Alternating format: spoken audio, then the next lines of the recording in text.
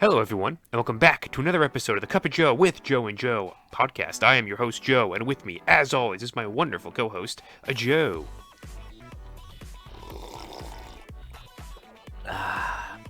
It's been a while, my friend. It's been a little bit of time. We ended, the last thing we did was Attack on Titan, season final, two-part. I backwards my words. Fuck me. But that's all in the past now. Clearly. Today, we're here to talk about something special. Something unique. Little niche.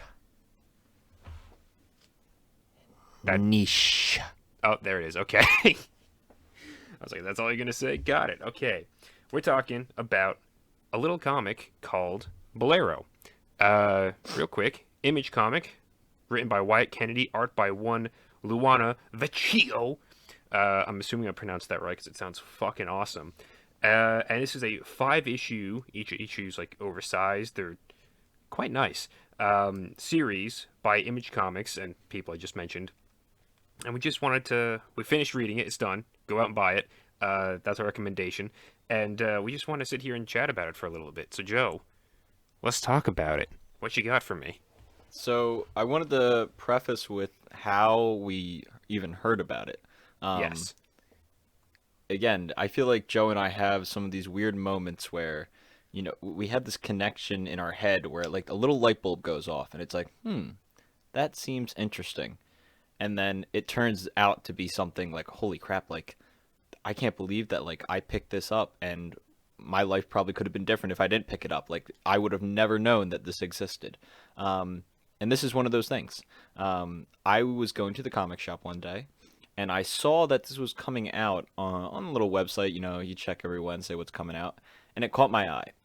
And all I said to Joe in a text message was, hey, I saw this thing. I might, flip through it, whatever, while I'm at the comic shop. I'll let you know. And when I And I get to the responded comic... back with, okay, fuck off. I never want to hear about it ever again. Yeah, as Joe responds to most of my text messages that way. Very And true. I showed up to the comic shop, getting my stuff. I flicked through it a little bit, and I was like, you know what? I'm going to hold on to it and make a decision at the end. And one of the guys that works at the shop was chit-chatting with another person, and all I overhear is, oh, yeah, that issue was pretty good, but in all honesty, my favorite thing this week was Bolero. And I mean, I almost snapped my neck how fast I turned around. And I was like, is it good? He's like, dude, it's good. So I bought it, and I read it, and wow, this thing was made by a Joe for Joes. And for the people that don't understand that, you're not going to get it, and that's okay. But we Joes understand it, and I immediately, I think I called you, and I was like, you need to get this thing. It's pretty important. Yeah, you did. You called me. And when you called me, I was just like, fine, I guess I'll fucking pick it up. Whatever. I fucking bullshit. And then I read it when I got home. Actually, yeah, because I read all my comics on the Wednesday, and I went Mhm. back on a Thursday because you had called me and you're like, dude, you gotta fucking pick this up. I'm like, fine, I'll pick it up tomorrow. And I did, and I read it, and I was like, oh, okay. I think I get this now. Um, should we give a little synopsis about what Yeah, it's. that's what I was going to do next. I wanted to say so little synopsis of, or at least how the story is pitched. Um, they make it seem like one thing, but in the end, it really isn't. Um, Whoa. this is the multiverse story. It's about this girl named Devon, and she's given a key, and this key allows her to transport herself to different versions of herself throughout the multiverse. So if she's world 1, she could jump to world 2, and basically she would take the position of the Devon in world 2. Um, and there's a couple catches to this. The first catch is once you leave a world, you cannot go back, and you only have 53 jumps. And that's how it starts off. And basically, she's given this key because she's having a really shitty time in life. Um, and that's it. That's really the setup. And it's on the surface, that seems interesting enough, but it's so cool how, to me, that's not even the most interesting part of the whole story. Yeah. and we can get into spoilery stuff a little bit later on, and we'll warn about all that shit. Um, but first, we can talk about more like surface level stuff, like perhaps art style. Mm. Joe, what did you think about Luana Vecchio's art in this entire thing? Big fan of it. I think also it's interesting. Like, I feel like in a different type of story, I might have not liked it as much, but I think Hmm. it fit the vibe for the story very well. I think the colors were great.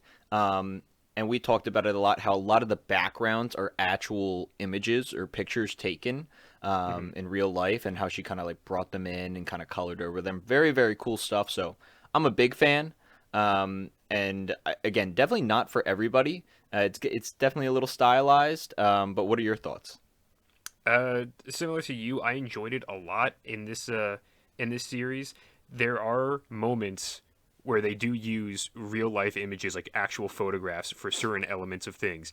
And at first, it can kind of throw you off, but you kind of settle into it pretty quickly until one thing, and we'll talk about that maybe a little bit later on, where it's supposed to unsettle you, and you're just like, Yeah. oh, okay. But Luana's art style is very much like I don't want to call it chibi, but it's cuter Mm. stylistically than a lot of other like comic artists of today. It also has like a strange humanness to it, like especially with some of the emotions, um, and especially because again, I say it's like chibi esque and it's cuter art style, but it's funny that it's paired with this type of story, which is decidedly not cute. It deals with a lot of raw human emotion and some real fucked up situations. And I think the funniest dichotomy of that art to the story was in the beginning. Um, it's a minor, I guess, like jokey kind of a spoiler thing, but there's like a moment where your main character is looking at an ex-lover on a phone, and she's got her hands down her pants, and then the fucking thought bulb next to her just says, "A sad come," and that's when I was reading this thing, Joe, and I was just like, "Oh, it's gonna be this kind of a You're story." like, I'm bought in now. I am on board. I can relate to that. I am. Let's fucking go, baby. Yeah, that first issue had a lot of like, whoa, was not expecting that. Because, I mean, Devin, we learn, is she's in her mid 20s. She's a tattoo artist going through a pretty bad breakup. And she's an alcoholic and overall just, not handling life too well. And again, she's given this key. And your first thought of, okay, this story's going to be her traveling throughout the different worlds. And the end of the first issue, again, spoilers, is she is in a male version of herself. And you're like, oh Oh my my God, god. that's going to be so cool to explore this, or this. And then you hop into the second issue. Yeah. And they just don't cover it at all. And you're like, huh? What? And it's not just they didn't cover it, they jump 20 jumps already. It's a big time lapse, and you're like, oh, okay, another curveball. Wasn't expecting this. Yeah, it keeps on chugging along. It goes many jumps in between books to the point where I mean, I guess at this point we can start referencing more story elements. So if this is the point to turn away if you want to go pick it up.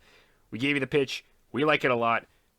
Go read it or turn off the video, whatever the fuck.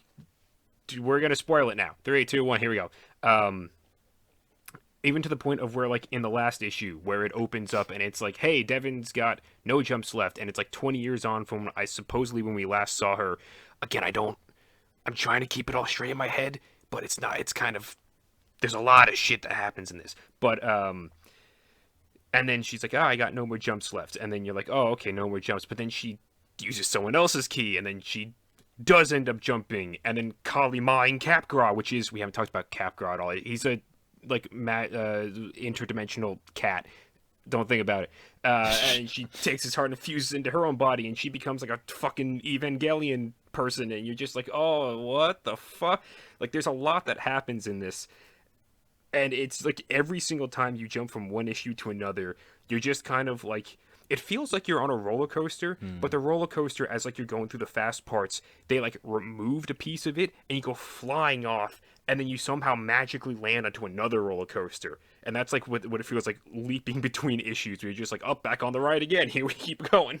Yeah, it's a lot of the story focuses on, it's cool to explore the different universes that Devin visits, and we get to see some of them, and it's pretty amazing just some of the creative stuff that Wyatt does with the story. We get to see some of her different lovers, and we see some different hints of some backstory elements that you don't really you don't get a definitive answer in this whole series, which is what I really like. There's a lot of ambiguity to it, and a lot of stuff that's left up in the air that I'm happy that Wyatt did leave up in the air, so I can kind of just use my own imagination to decide what I think.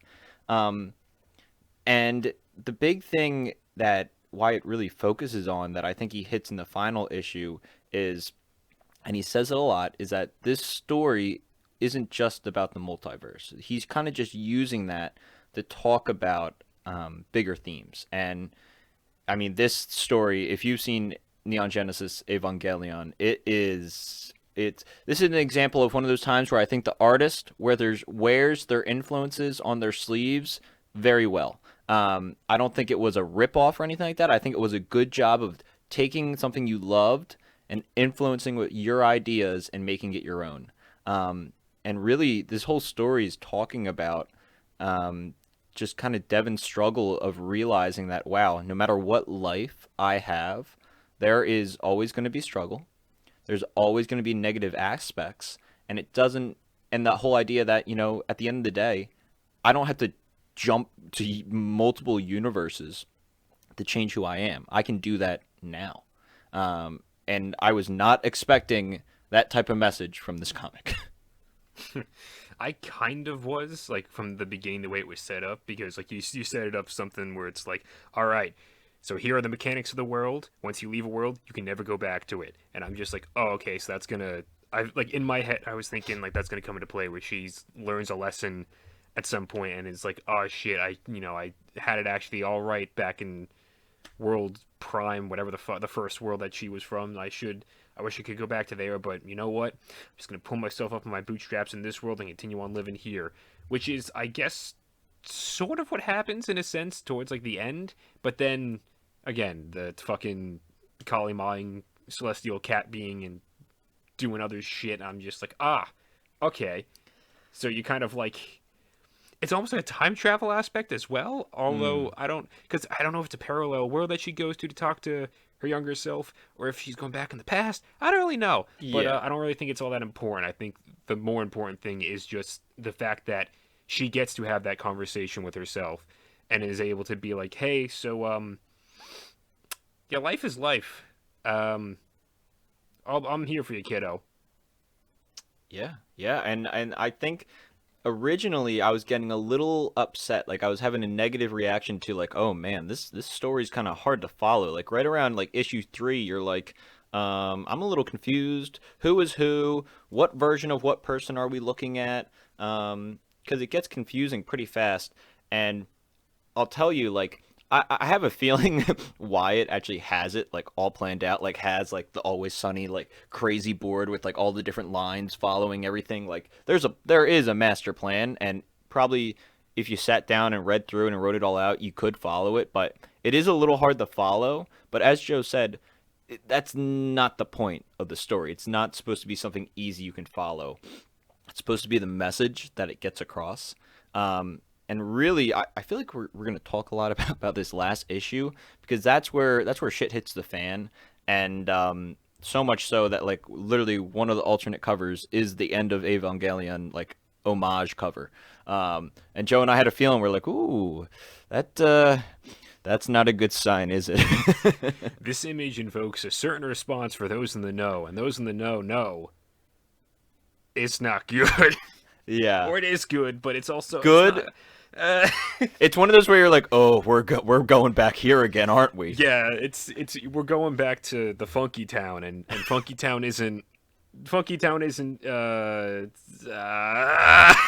So basically, in the last issue, Devin finds a way to break the rules of the 53 jumps by using somebody else's key.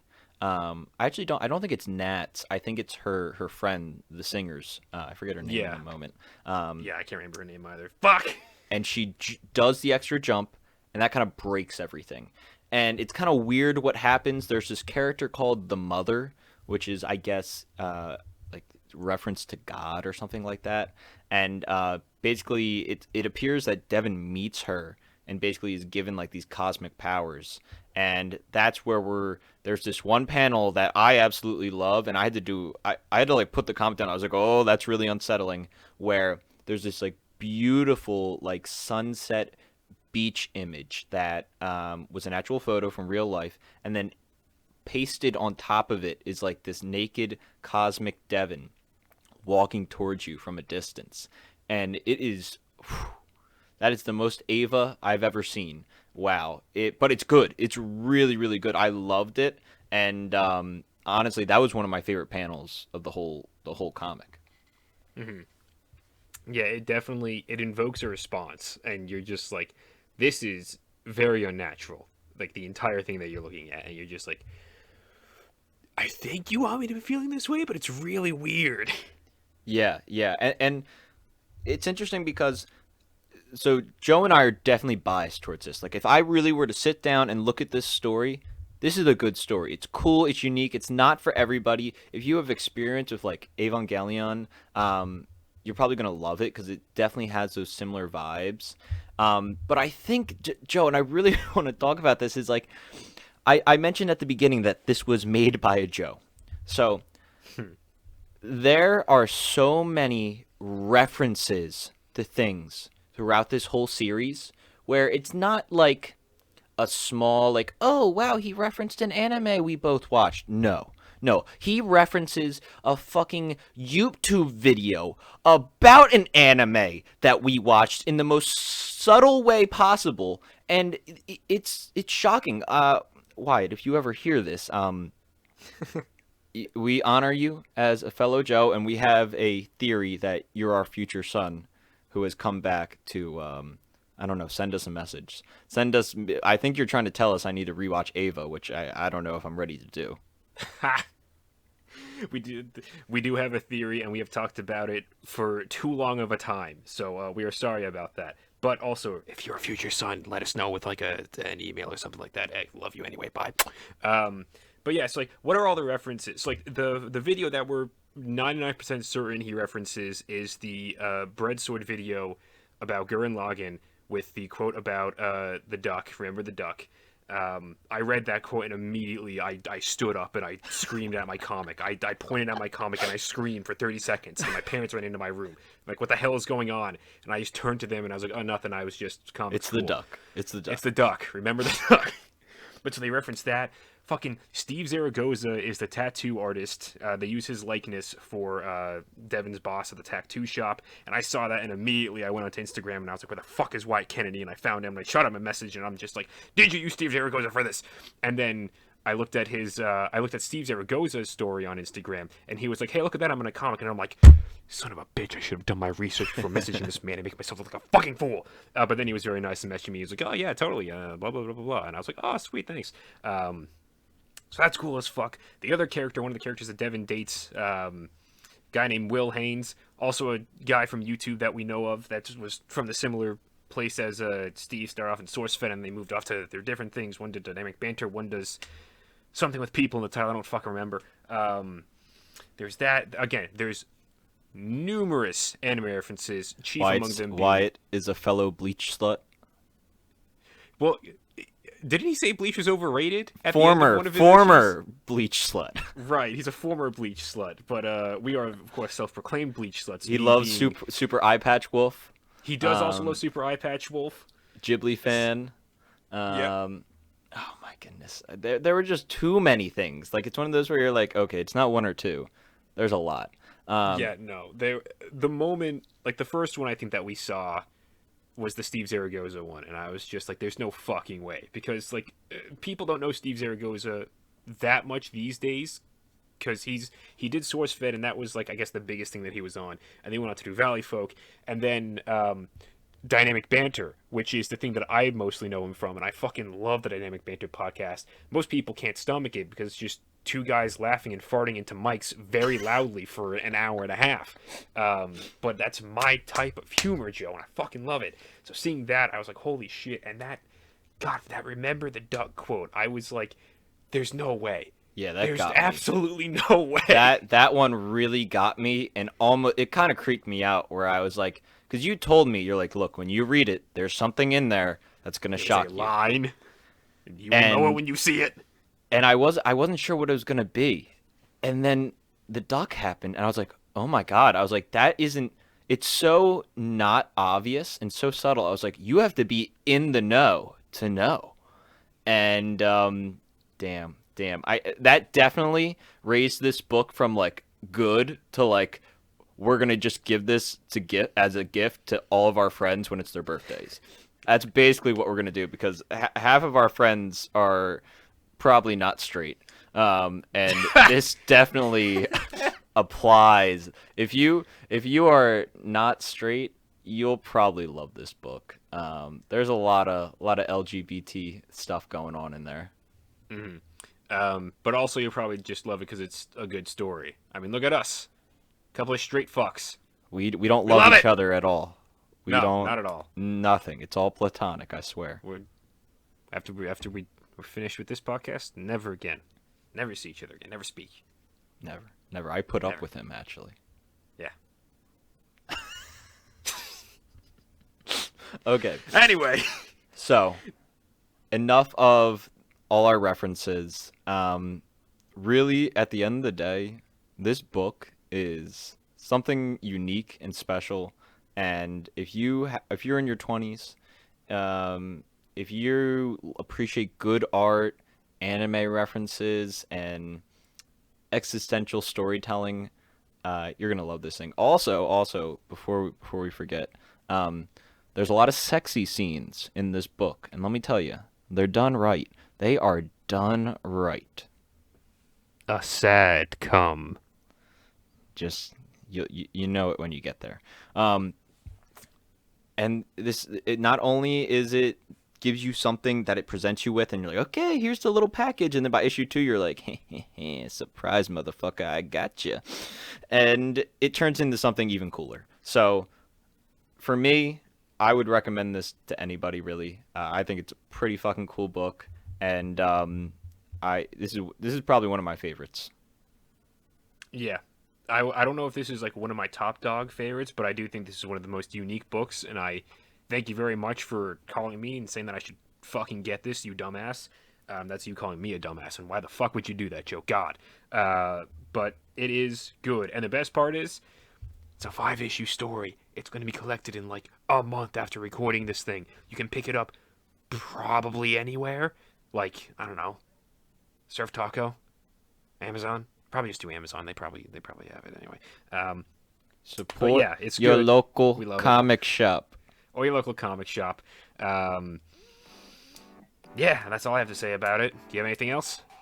No. This is a great book. Go read it. Even if you have no experience with comics, read this thing. Give it to people. Spread the word. Buy Bolero. Spread the word. A sad come. And with that being said, everyone, we'll love you. We'll leave you. Make sure to do the fucking YouTube bullshit. And, okay, that's all. Goodbye.